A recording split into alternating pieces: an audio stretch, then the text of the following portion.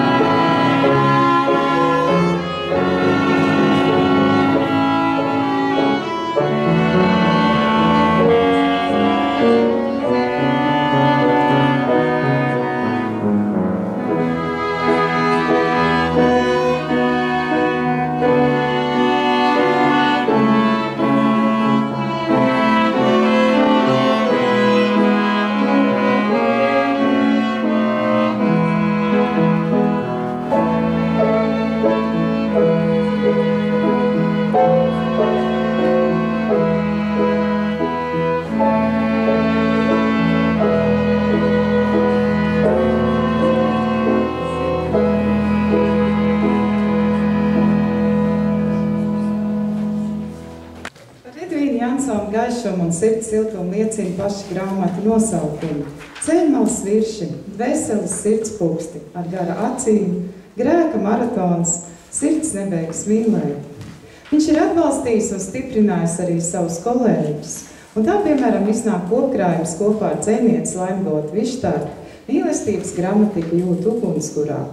Un atgādina Edvīns Jansons sen zināmas patiesības. Brāļu mīlestība jūsu starpā laiž sirsnīgi. Centieties viens otru pārspēt savstarpējā cieņā. Savā darbā neesiet kūtri, esiet dedzīgi garā, gatavi kalpot tam kungam, priecīgi cerībā, pacietīgi bēdās, neatlaidīgi savās lūgšanās. Lūdzu, ceļot.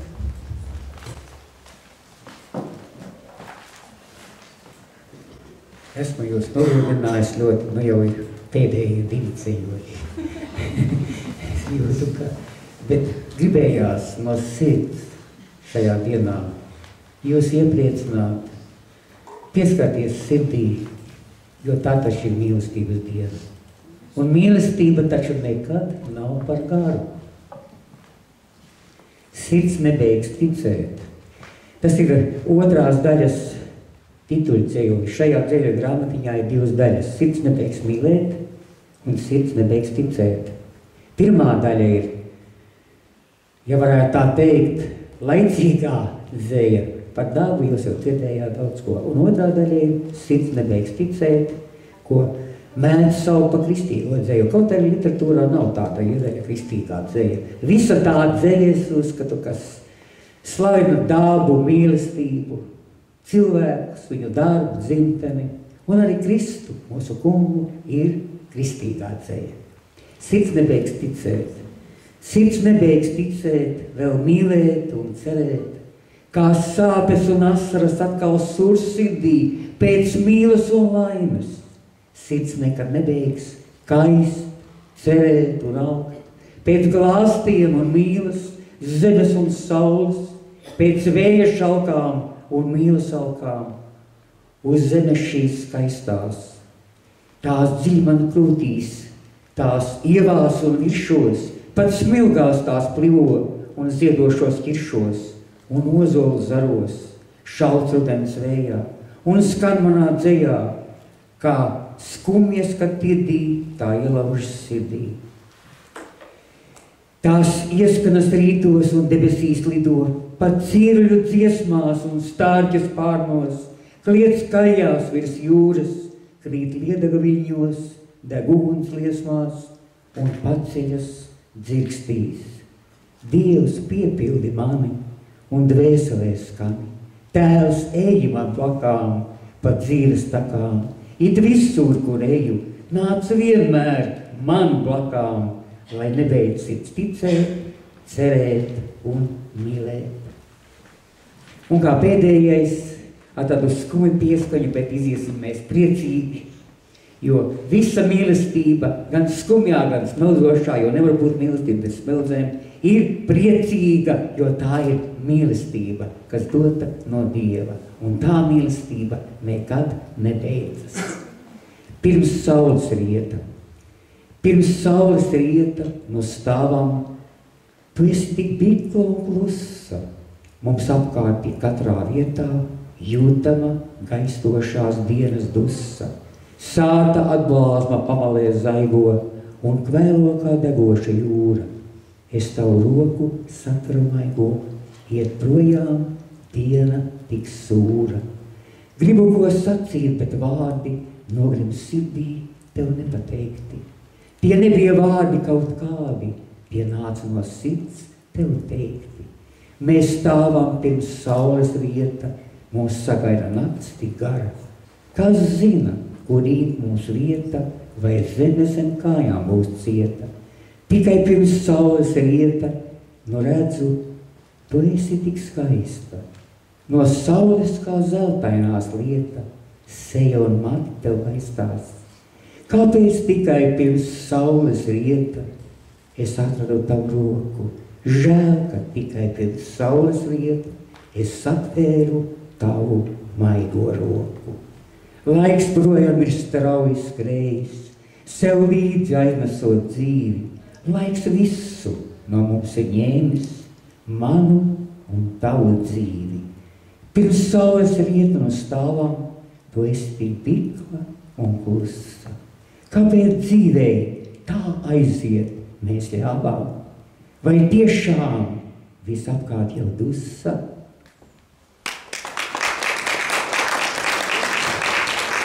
Paldies par skaisto dzeju, es arī vairāk gadu nerunāšu, bet domāju par to, ka Edvīna Jansona dzeja patiešām ir aizgājusi tautās. Es gribētu nolasīt cilvēku atsauksmes par viņu dzejoļiem.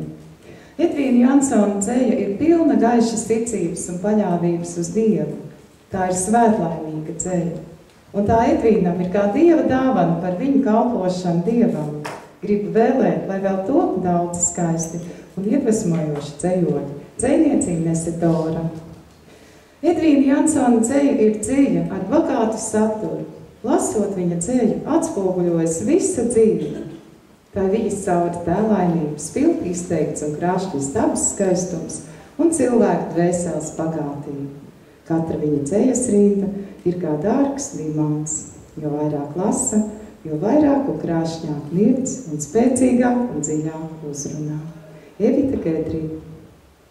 Mani spēcīgi saviņo Edvīna Jansona dzeļi, dod spēku un izraisa pārdomas par dzīves jēgu, ticību un cilvēku patiesu nodrošinos un paklausību Dievam. Es patiesā cieņā un pateicībā noliecu savu galvu viņa priekšā. Valda Jaunuma. Vislielākais paldies Edvīnam, šim brīnišķīgajam cilvēkam par viņa gaišajiem, spēka pilnajiem dzejoļiem, kas man ir bez gala tuvi. Viņš man vienmēr būs cilvēks ar lielo burtu. Lai dota Vištarte. Smeldzīga mīlas lirika, kas ieviņo lasītāju sirdi. Dziļa savas tēva zemes mīlestība. Sirdi siltām plaukstām apņemoša. Un trešā mīlestības stīga, tīri skanošā, Dievs, daba, darbs. Ieva Trimānieca. Un ir ļoti patīkami, ka arī vidusskolas skolēni ir atrakstījuši savas atsauksmes par tikšanos ar Edvīnu Jansonu un viņa dzīves gudrību un ceļojumiem. Nu, lūk, dažas no atsauksmēm. Viņš ienāca tāds smaidīgs, sirsnīgs un jauks, stāstīja, cik īpašs viņam šis mirklis, jo tik sen viņš nav stāvējis klases priekšā. Bet man liekas, ka viņš katru savu dzīves mirkli izjūt kā īpašu. Man acīs bija asaras, jo tik daudz mīlestības, dzīves prieku un gaišumu bija šajā cilvēkā. Vēl kāda atsauksme. Bija sajūta, ka es viņu pazīstu. Viņa maigais un saulainais smaids uzreiz radīja manī interesi par šo cilvēku. Viņā ir kaut kas īpašs. Edvīns Jansons izstaro neredzami jauku un patiesu siltumu. Es ieklausījos viņu vārdos un dzejā un sapratu, ka es daudz ko daru nepareizi. Pirmo reizi dzīves laikā es pats gāju uz baznīcu, man gribējās raudāt, jo manī ienāca kas īpašs. Paldies, ka pateicoties Edvīnam Jansonam, arī mana dvēsele sāka pukstēt mīlestības sirdspūkstos. Viņa domas, stāsti, skatījums uz lietām, kuras mēs varbūt saucam par sīkumiem, ir unikāls. Tikšanās ar Edvīnu Jansonu man ir raisīja pārdomas par dzīves nozīmīgumu. Tās bija labākās stundas manā dzīvē.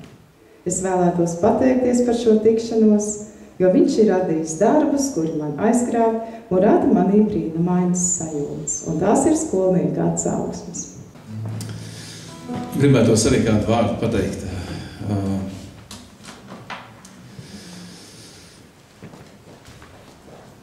Jāņa evaņģēlijā 1. nodaļā. Tur ir tādi vārdi pašā sākumā.